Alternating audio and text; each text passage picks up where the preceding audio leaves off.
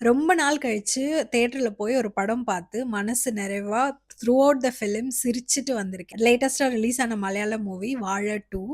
படம் பார்த்துட்டு வந்ததுக்கப்புறம் வந்து அவ்ளோ சந்தோஷம். ஹார்ட்டே வந்து கொஞ்சம் லைட்டா ஃபீல் ஆன மாதிரி இருந்தது. ஃப்ரெண்ட்ஸ் எல்லாம் மிஸ் பண்ற மாரி இருந்துச்சு. சூப்பரா நச்சுன்னு ஒரு மெசேஜ் சொல்லியிருக்காங்க, ட்ரக் அடிக்ஷன் பத்தி.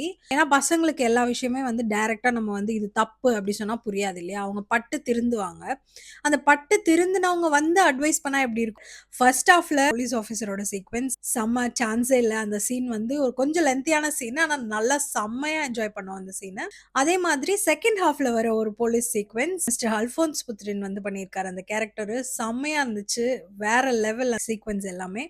அந்த மாதிரி இந்த படத்துல வந்து இப்ப இது நல்லா இல்ல அப்டின்ற மாதிரி ஒண்ணுமே இல்ல. எல்லாமே சூப்பரா இருந்துச்சு. லாஸ்ட்ல வந்து எமோஷனல் சீன்ஸ் எல்லாம் போட்டு நீங்க அழுதே ஆவணும் அப்டின்ற மாரி அவ்ளோ எமோஷன்ஸ் வந்து நம்மளுக்கு காமிச்சிருந்தாங்க. நெறைய ரிலேஷன்ஷிப்ஸ பத்தி ஒரே படத்துல காமிச்சிருந்தாங்க. அதுதான் எனக்கு ரொம்ப ஆச்சரியமா இருந்தது.